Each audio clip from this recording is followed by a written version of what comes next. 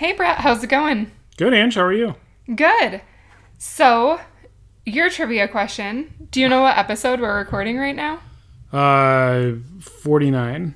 No, 46. 46. Sorry, not even close. But it's a good reminder that people still have several weeks to get their submissions in for our contest to win $50. Exactly 4. Right? Yeah, exactly. Well, maybe 3, right? They need to get it in before 50, obviously. Right. We will be announcing it on the 50th. $50 for our 50th episode. Okay. So we've had quite a few submissions rolling in, but keep them coming. It's been really fun to read what people are saying about us when they share it with their friends. Cool. So for a reminder, the way to enter is to tell a friend about our podcast in any way, shape, or form. You can share the podcast, on Facebook or Instagram, anything like that, and then just screenshot it and send it to Angie at moneyinthebankpodcast.com, or you can leave a review on iTunes and enter that way.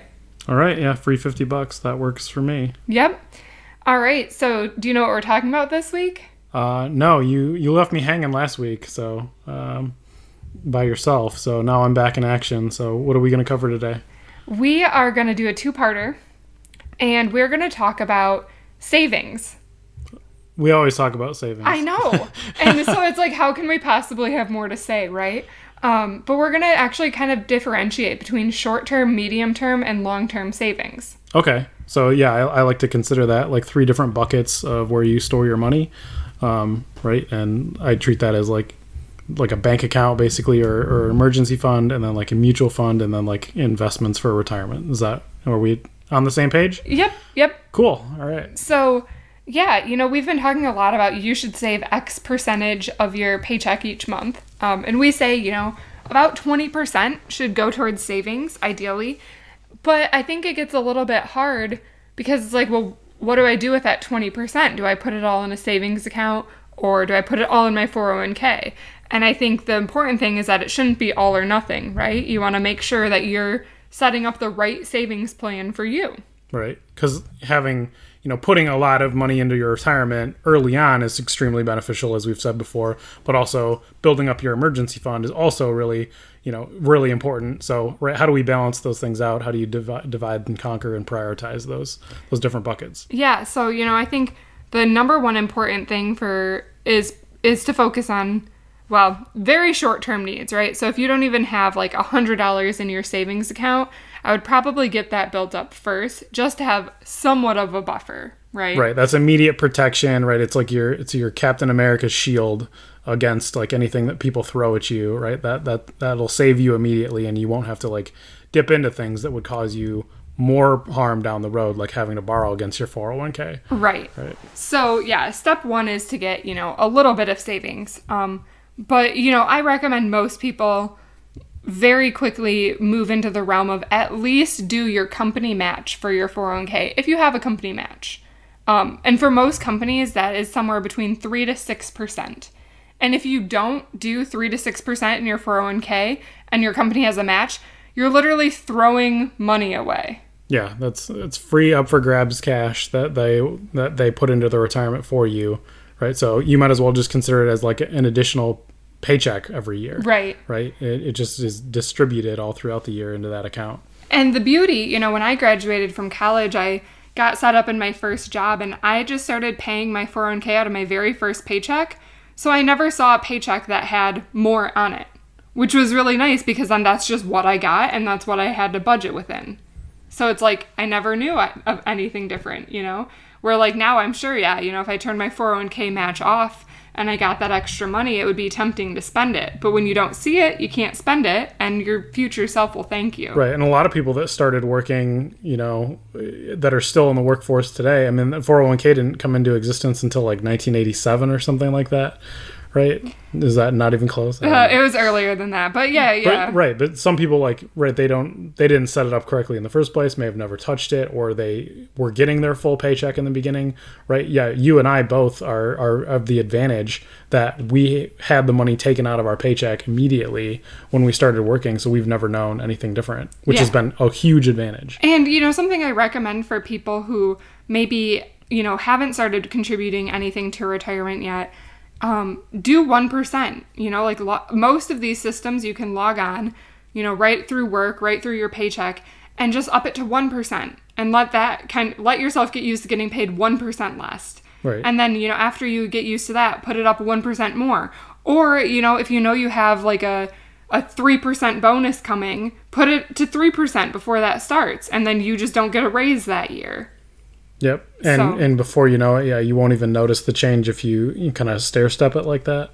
Right. If you do like go from 0 to 15%, yeah, you're going to notice if you look at your pay stub, it's going to be a lot smaller, but that's good because all of that money is going directly into your largest bucket for your 401k, long-term money. So now what if people don't have a 401k? Should we talk about that a little bit?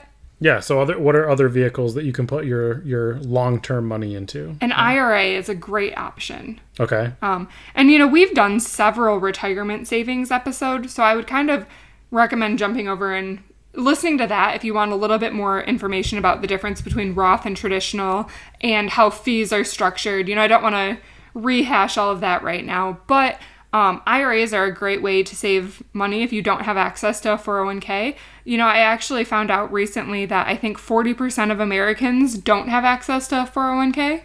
Okay. That doesn't surprise me. Yeah. So, if you are, one of those people, which, one in three, I really just recommend getting an IRA. You can put in up to $5,500 a year. And now you don't have the benefit of this being a payroll deduction. So you do have to make yourself a little bit more aware, of paying that. But you can set up auto pay with almost all of these IRA websites, which means, you get paid on, every other Friday. You can set it up to take out withdrawals every other Friday. So that it's just like clockwork and you aren't tempted to spend that money. Right. Psychologically, that's the safest thing to do is to just get it on like automatic, not really direct deposit, but the opposite of direct deposit. Yeah. Direct withdrawal, I guess, into that account. So, I would say for 401ks and IRAs, obviously if you have a 401k, start with getting the company match, then, switch over to getting your short-term savings fixed up. But I would really, aim people to get close to that 10 to 15% mark for their long-term savings goal target. And, there was actually an article released recently that said you should have 2 times your money saved up by age 35. And it broke the internet because people were like, I can't do that. It's impossible. And they're saying because people feel like it's impossible to save money for retirement, that they're not even trying. So when I say that 10 to 15%, don't beat yourself up if you aren't even close to that. Do what you can. I mean, if you can do 1%, do 1%. It is still better than nothing, and it will still make a difference. I think people are always concerned like, well, it won't make a difference. 1% is nothing. But especially if you're, most of our listeners, our demographic is really mostly people in their 20s and 30s. So for most of the people listening to this podcast right now, over, the next 30 years that you're saving for retirement, even if you can only save 1%, that will make a difference and it will really help you at some point in life. Right, because as we've talked about many times, all that money, the power of compound interest in those accounts is ridiculous and it will turn into so much more money the earlier you start putting in those bigger numbers. And like I said, you start with 1% and as you get raises and as life changes, you can increase that. So someday you will be able to get closer to that 10%, even if it feels impossible now. Right. But if you can strive for it, right, putting in 10% now for 1 year is almost better than 1% for the next 10 years, right? Because you're going to get so much, that money's going to be in the account for, an extra 10 years, just getting more interest.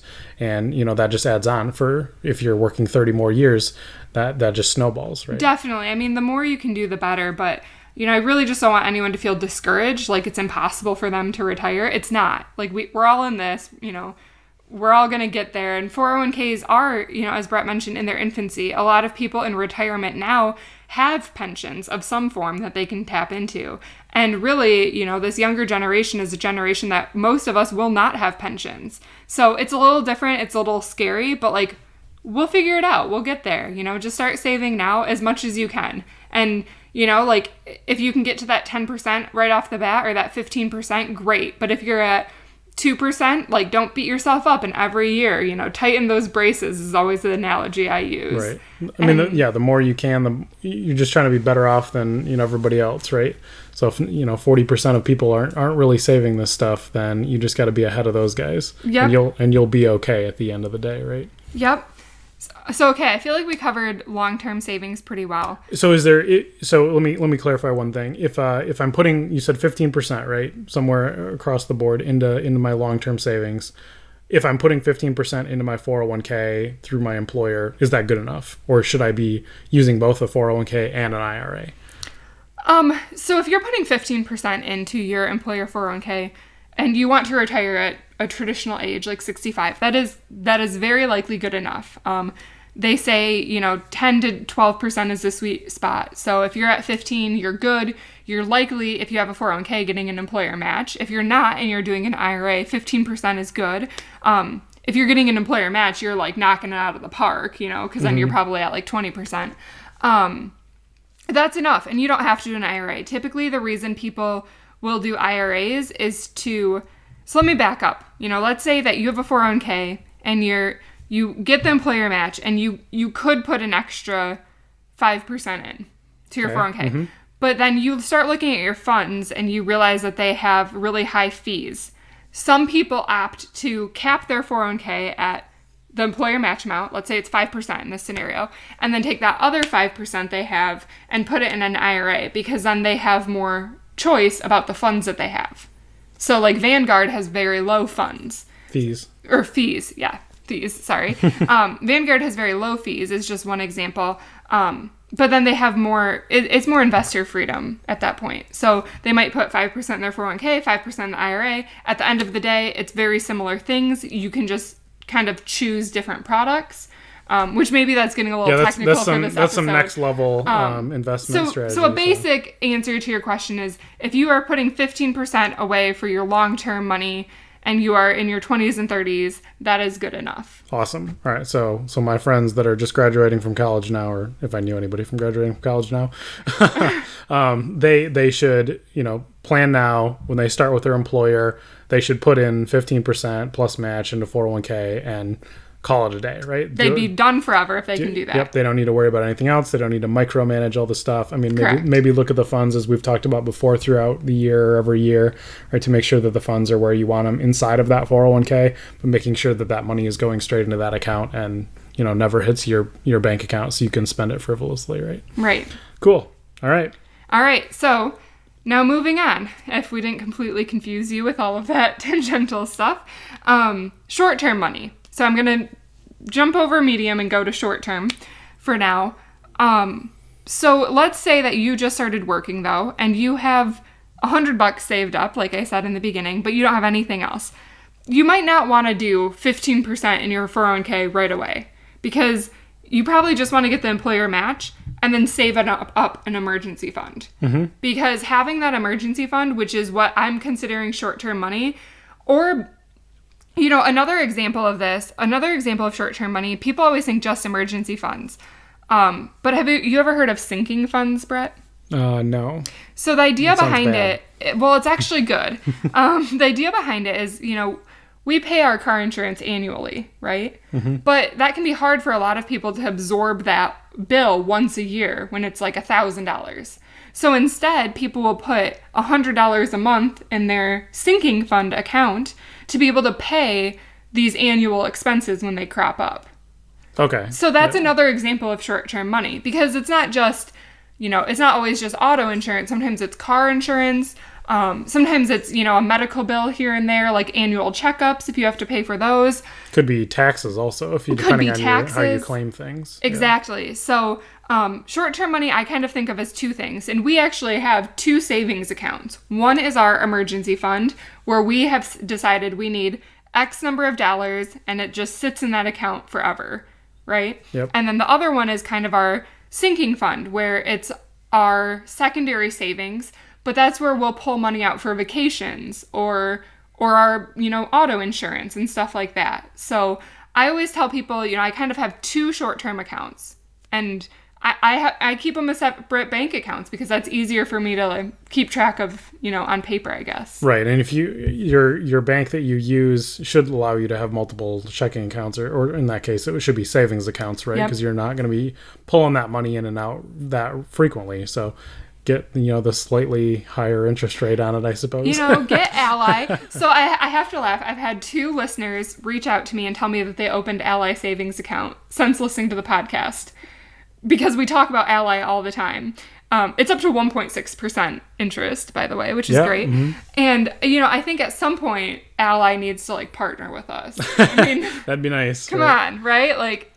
No, but all jokes aside, we're not sponsored by anybody. We've used Ally, for 6 years now, 7 years. And they let you open savings account right online. So when I was like, yep, I need another savings account for my sinking fund, very easy to open it, and you get 1.6% interest, which is just pretty nice. Mm-hmm. Whereas on the other hand, my credit union just installed a feature that just spams my mailbox every day. So that's the difference in quality. Yeah.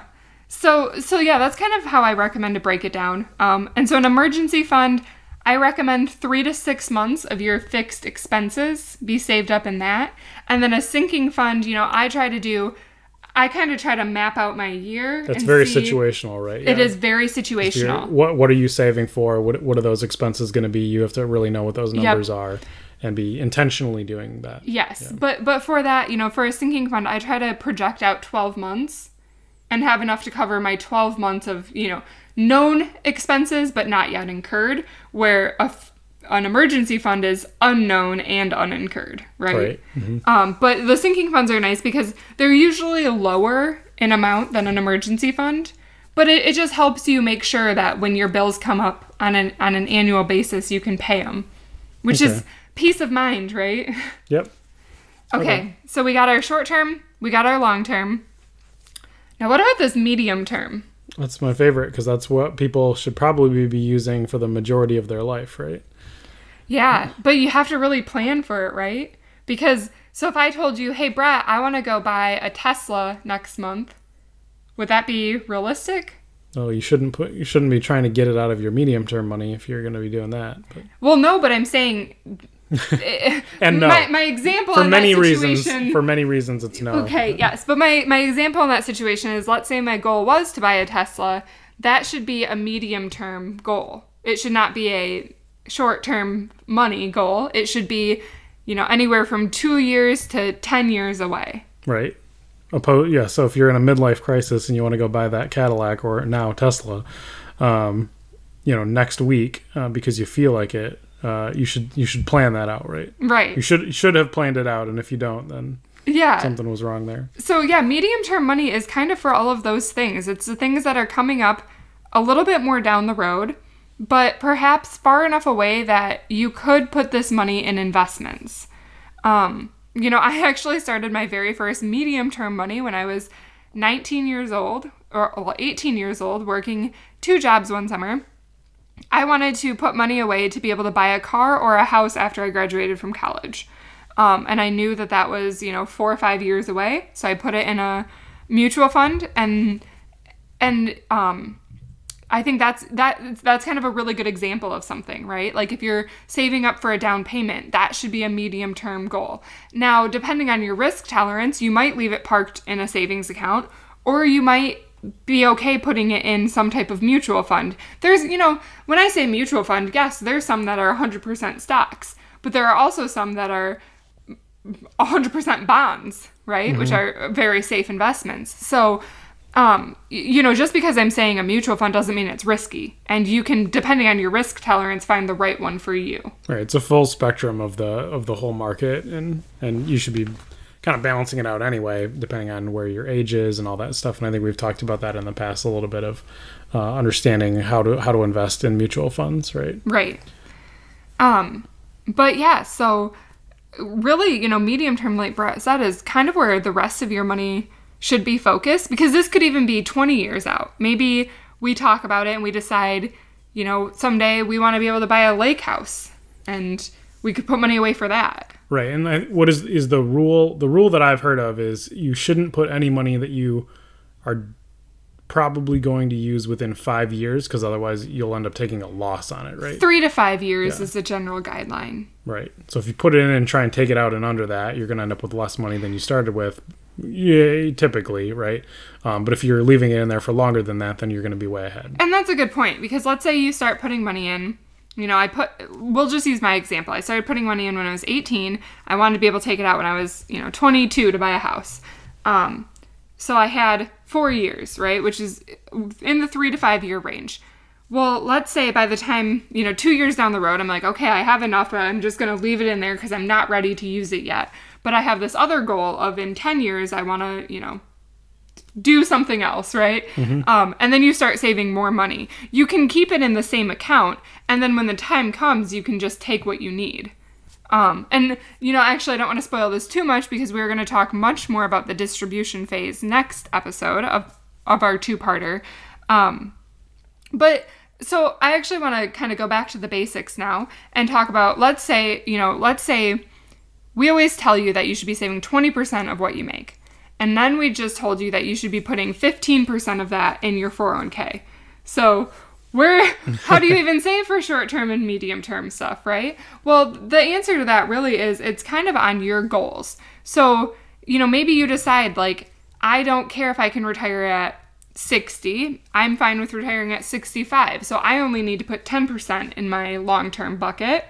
And then after a couple of years, your short-term buckets are full. Well, then you can throw that other 10% at medium-term goals, which is pretty cool. Mm-hmm. And the other cool thing is, you can always decide, because of opportunity cost, okay, maybe I can cut back on this other area in life so that I can save up towards this more important goal. I think an example, especially for a lot of people in the Midwest, is to own property someday, like a lake house or, property up north. And so maybe you decide, like, I will sacrifice, going out to eat, or I will sacrifice getting my Starbucks in the morning so that I can roll that $20 a week into this bucket. And in 10 years, that will add up. Right. That's my favorite topic of opportunity cost, right? If I don't have that coffee, then in 10 years, I can have a lake house. Yeah. Right? Well, that's always been your favorite analogy, right? You said you took all your lunch money in high school and you bought a car. Yep. That's right. So, all right. Well, I think we covered most of everything. Is there anything else? So I just wanted to recap real quick because we're kind of going over it. So what's the order of operations again? So it's, you said it was do the company match in your 401k. If the company offers a company match, do that first. Make sure you're putting in the minimum amount that requires to get all the money out for free that you can. Secondary, you want to fill up your emergency fund, mm-hmm. and or your sinking fund, depending on if you're going to be using that. And then so once your emergency fund's filled up, and we've talked about how full you should make that depending on your lifestyle. Roughly 3 to 6 months of expenses, just to recap. And then after that's filled up, then you can turn that money over into either more investment in your 401k or starting investing in the mutual funds. Correct. But you want to get to at least somewhere in the ballpark of like 10% of your own contribution to your 401k. Or IRA, just in case those listeners out there, the 40% of you that don't have 401ks, you can sub IRA for every time he says 401k. Yep. And then anything over that 10%, somewhere between 10 and 15%, you want to put into some type of mutual fund for your midterm. Yep. Are there any other midterm options outside of like mutual funds, or you could invest in like straight up individual stocks, but that's super risky.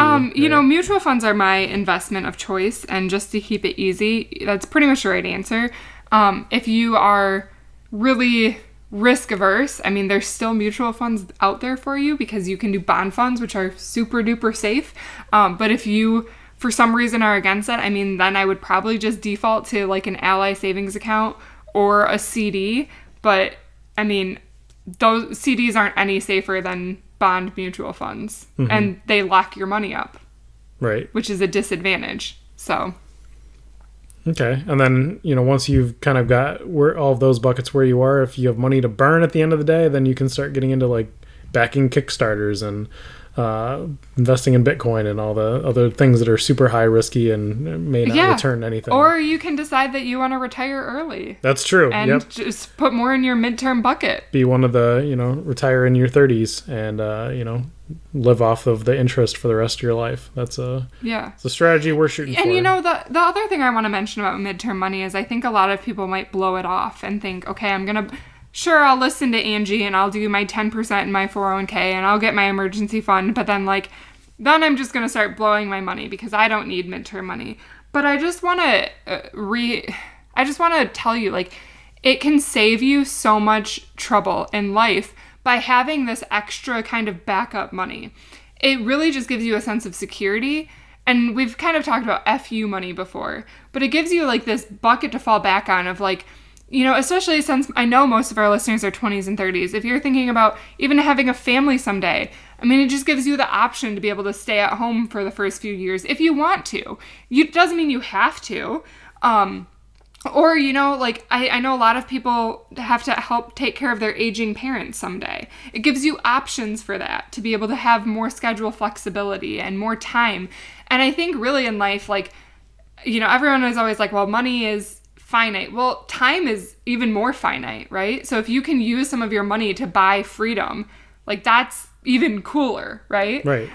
Turn money into time. Not everybody can say that they can do that. Right. So I think, even though you might not think you need midterm money and you might be tempted to not worry about saving it, I really urge you to do it. And then once you have it, decide, do I want this or not? And if you save up $50,000 and then you're no, this is stupid, I'm never going to need this midterm money, she's wrong, go buy your Tesla and thank me later,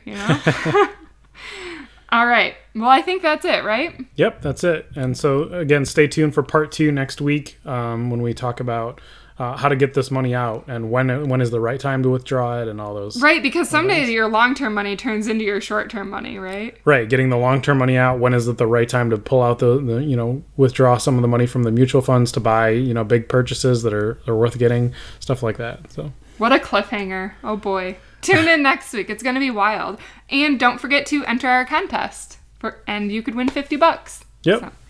All right. Thanks, guys. Thanks, guys. Hey guys, thanks for tuning in to this week's episode of Money in the Bank. Make sure to subscribe to us on the iTunes or Stitcher app so that you get weekly alerts every time we post a podcast. Or if you want, you can visit my website, moneyinthebankpodcast.com. And if you want to reach out with any questions or further comments, please email me at Angie@moneyinthebankpodcast.com. I look forward to hearing from you. Money in the bank.